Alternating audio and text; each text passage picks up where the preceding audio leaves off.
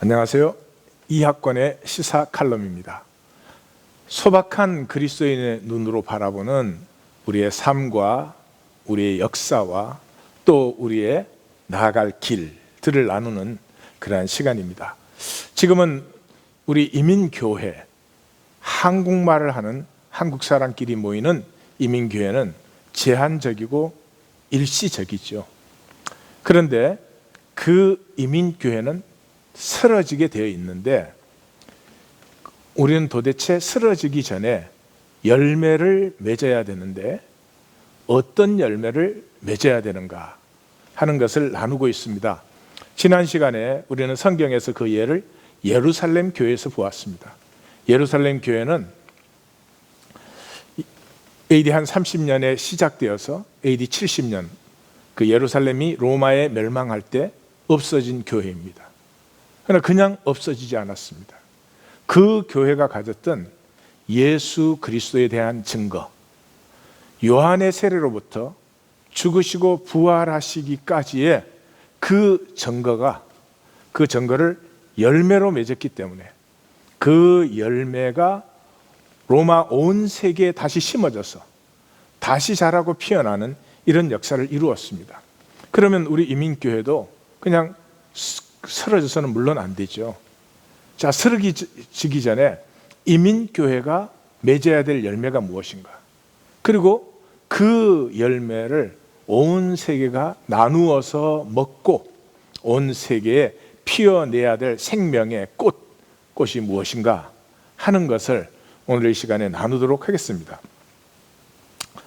이것도 역시 우리가 사도행전에서 찾아내야 되는 것입니다. 왜냐 그러면 복음이 임하면서 그 복음의 역사가 어떻게 자라나고 피어나고 열매 맺고 또 새로워졌는가 하는 것을 보여주고 있으니까요.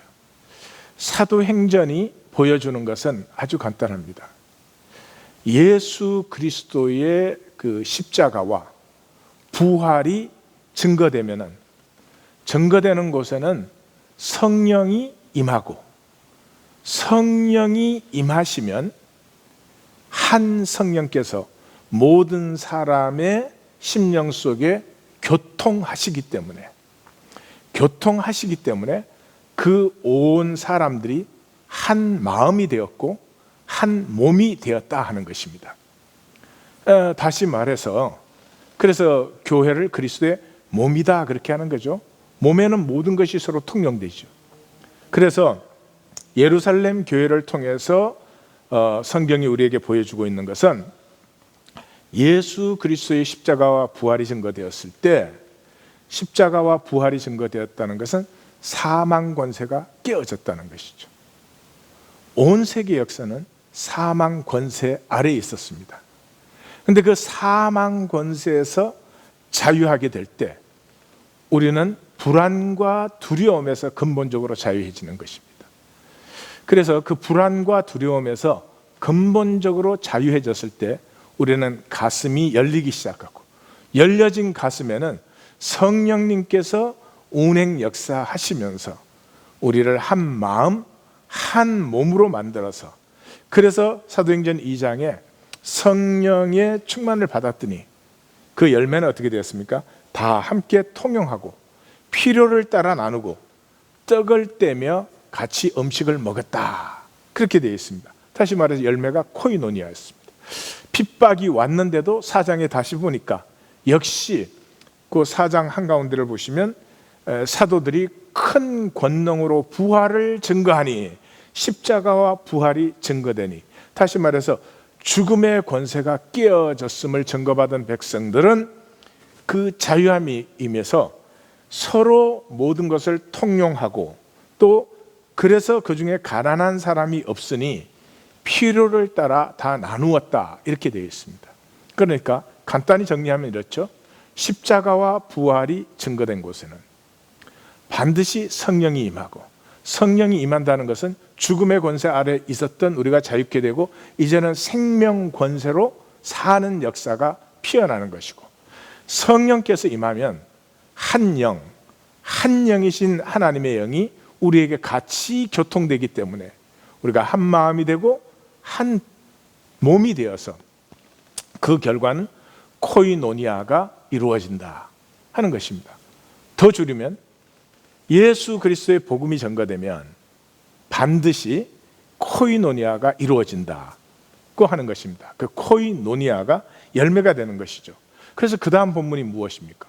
이 교회에 위기가 닥쳤습니다. 위기가 무엇입니까?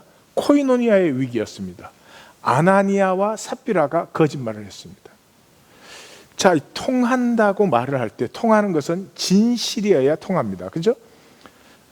저와 A라는 사람이 서로 관계가 있다 그렇게 생각을 하십시다. 그러면 그 사람도 진실되고 나도 진실되어야 통하는 거죠. 거짓되면 막히는 거죠. 그러니까 아나니아와 삽비라의 거짓은 이 통하기 시작한 생명체가 된 교회에 동맥경화가 딱 되는 거죠. 거짓으로 딱 막혀버리는 거죠. 그럼 죽는 것이죠. 예, 그래서 아나니아와 삽비라의 사건도 코이노니아의 위기가 들어왔습니다. 또 건너편에 가면은 헬라파 과부들이 자기들은 똑같이 나눔을 못 받는다고 불평을 했습니다. 코이노니아의 위기죠. 그 코이노니아의 위기를 교회가 넘어섭니다. 무엇으로 넘었습니까? 그 한가운데가 교회가 이 공회의 핍박을 받았습니다. 근데 그 공회의 박해에도 그 채찍에 맞음에도 불구하고 사도들이 담대히 부활을 증거했습니다. 더 이상 죽음에 사로잡힌 시대가 아니라는 거죠. 예수 그리스도 안에서 하나님의 생명이 우리 안에서 피어나는 새 시대가 열렸다 하는 것이죠. 예, 그래서 이 성령이 임하면 코이노니아가 이루어진다라고 하는 이것을 미스하기 때문에 사도행전이 그동안에 많이 이렇게 해석이 됐습니다. 성령이 임하면 어떤 종교적 현상이 일어나는 것으로, 종교적 현상이 일어나는 것으로. 그래서 그 다음 본문이 뭡니까? 사마리아의 빌립이 복음을 전거했더니 믿는 사람들이 생겼어요. 근데 아직 성령이 내리지 아니하였다. 그래서 베드로와 요한을 파송해서 베드로와 요한이 그들에게 안수했더니 성령이 임했다 이렇게 되어 있어요. 그럼 성령이 임했다는 걸 우리는 어떤 종교적 현상이 임한 걸로 그렇게 해석을 합니다. 그러나 사도행전 전체 문맥에서 보면 전혀 아닙니다. 성령이 임했다는 것은 그들이 코이노니아가 삶을 나누면서 함께 먹음이 시작되었다는 것입니다. 이것은 그 다음 본문에서 아주 뚜렷해집니다. 고넬료 이야기입니다. 그 다음 본문이. 예, 고넬료는 유대인들로서는 절대 한 자리에 같이 앉아서 먹을 수 있는 사람이 아닙니다. 그 대상 중에서 멀고 먼 사람입니다. 이걸 하나님께서 환상을 보이시고 고넬료에게 보이시고 베드로에게 보이시고 3번씩 먹으라 못 먹습니다 막 씨름을 해가지고 결국은 고넬료의 그 온 가정과 이 베드로가 함께 식사를 하게 됩니다. 그리고 그 본문의 41절에는 사도를 이렇게 표현합니다. 그를 모시고 음식을 먹은 우리, 그렇게 표현을 합니다. 굉장히 이상한 표현 아닙니까? 사도 그럼 사도 그러죠. 그러니까 사도가 누구냐? 그리스도와 함께 음식을 먹은 사람들이라는 거죠. 그러니까 바로 이런 얘기가 속에 들어있습니다. 이 세상은 구분과 차별, 이 구분과 차별 때문에 모두는 상해 있습니다. 생명으로 살지 못하고 그저 자기 것 지키기에 급급합니다. 그 모든 차별 중에 가장 뿌리되는 차별이 먹음의 차별입니다. 이 먹는 것만큼은 그냥 먹어야 되잖아요. 그런데 인간은 먹을 때도 권력지향적이에요. will to power예요. 그래가지고 그 먹거리를 가지고 무엇을 먹느냐, 누구와 먹느냐, 어떻게 먹느냐, 어떤 자리에서 먹느냐 등등 이런 것으로 사람이 구분되는 것입니다.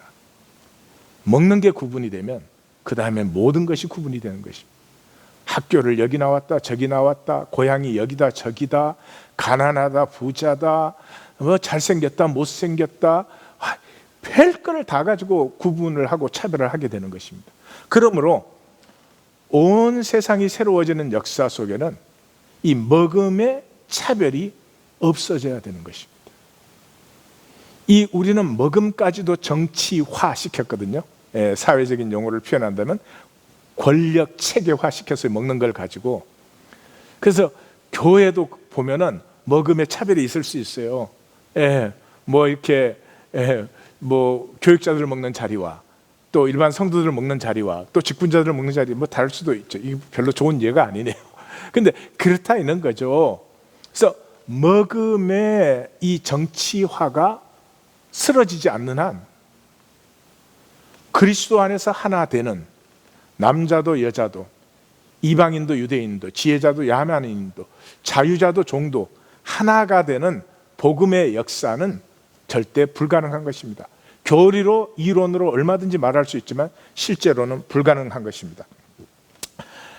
지난주에 안디옥 교회를 했는데 안디옥 교회에도 바나바가 올라가서 그 주와 함께 머물러 있으라, 그 머물러 있으라 할 때 쓰는 단어가 메노라는 단어입니다.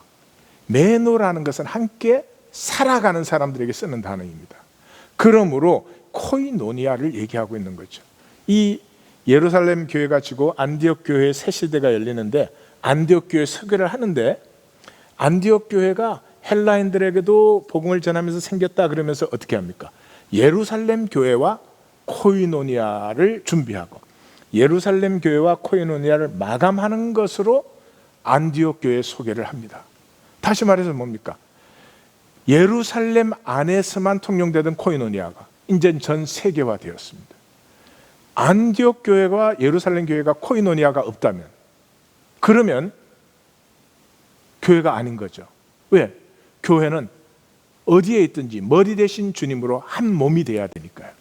그러니까 안디옥 교회와 예루살렘 교회의 코이노니아가 일어난 것은 굉장히 중요한 사건이고 물론 그래서 기록했지만은 뿐만 아니라 성경을 거기까지 읽었을 때 이제 그리스도를 머리로 하는 전 세계 그리스도의 몸들이 지체들이 이제는 일어서겠구나 하는 것을 볼 수 있으면 성경을 아주 잘 읽은 것입니다.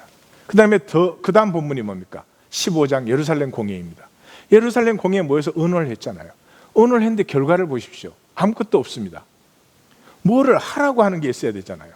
주일을 지키고 3일 예배를 빠지지 말고 새벽 기도를 열심히 하고 뭐 이렇게 해야 되는데 그런 것이 전혀 없는 것에 주의하셔야 됩니다. 종교 규례가 하나도 없었고요. 종교 행위를 묘사한 것이 아무것도 없었습니다. 다만 그 당시 이방인들에게 일반적으로 하던 우상의 제물을 먹지 마시오, 음행하지 마시오, 피를 마시지 마시오. 그거는 유대인들이 개종하지 않은 이방인들과 유대교가 관계가 될 때 일반적인 권면이었습니다. 그거 외에는 아무것도 권면한 것이 없습니다. 왜 그렇습니까? 당연하니까요. 뭐가 당연했습니까? 복음을 받은 사람, 예수 그리스도가 십자가에서 죽고 부활하시고 그래서 우리는 죄사함을 얻고 자유해졌다. 자유해지면 어떻게 합니까? 삶을 나누지요. 자유하면 삶을 나누지요. 코이노니아가 이루어지는 거죠. 그게 너무 당연하기 때문에 무엇을 해라는 말이 이 15장의 위대한 공회의 결론에 없는 것을 주의하셔야 됩니다. 그 다음 본문이 어디입니까? 드디어 마게도니아로 건너가서 유럽 교회가 생겼는데 빌립보 교회. 빌립보의 본문을 보면 내 집에 유하라, 머무러라, 내 집에 그 집에서 음식을 먹고 집에 들어가서 이런 본문이 계속 나옵니다. 단순히 교리 가르치지 않았습니다. 복음이 선포된 것에 함께 먹는 사람들. 시간이 없는데 제일 확실한 것은 19장에 가면 아볼로가 성경 말씀을 가르쳤어요. 근데 성령이 내린 적이 없어요. 그래서 바울이 안수했더니 성령을 받고 방언도 하고 예언도 했다 그래요. 우리는 그것을 또 이렇게 누가 능력 있는 사람이 안수하면 막 방언 예언이 터지는가 보다 이렇게 생각합니다. 아닙니다. 바울이 안수했더니 성령이 임했다는 것은 코이노니아가 이루어진 것이죠. 종교 집회에서 지금 예언하거나 방언이 터진 것 아닙니다. 종교 의식 속에서 터진 것 아닙니다. 어디입니까 지금? 함께 먹는 자리에서 방언이 터졌어요. 무슨 방언이었겠습니까? 방언은 영혼의 기도라 그랬잖아요. 그 영혼 속에 아프고 억눌리고 쌓이고 쌓인 것들이 터졌겠죠. 그런 방언만 있었던 것은 아니지만 아마 제일 먼저 터진 방언은 그런 방언일 것입니다. 그런 것이 실제 말로 터지면은 서로 간에 덕스럽지 않죠. 방언이 터지면서 영혼이 살아나는 거죠. 예언이 무엇입니까? 말씀을 덕스럽게 전하는 것이죠. 이것은 함께 먹음의 코이노니아의 자리의 모습을 우리에게 보여주고 있습니다. 그것을 에베소서가 잘 표현하죠. 신령한 노래로 화답하고 이렇게. 그러므로 이민교회는 이제 쓰러지는데 교리만 갖고 가르치다가는 없어지면 끝나는 것입니다. 우리 이민교회가 코이노니아라는 열매를 맺는다면은 이 열매를 온 세계에 심어서 온 세계는 또 한 번 새로운 삶의 장, 새로운 역사의 시간을 열 수가 있을 것입니다. 지금까지 이학권의 시사 칼럼이었습니다. 다음 시간에 뵙겠습니다.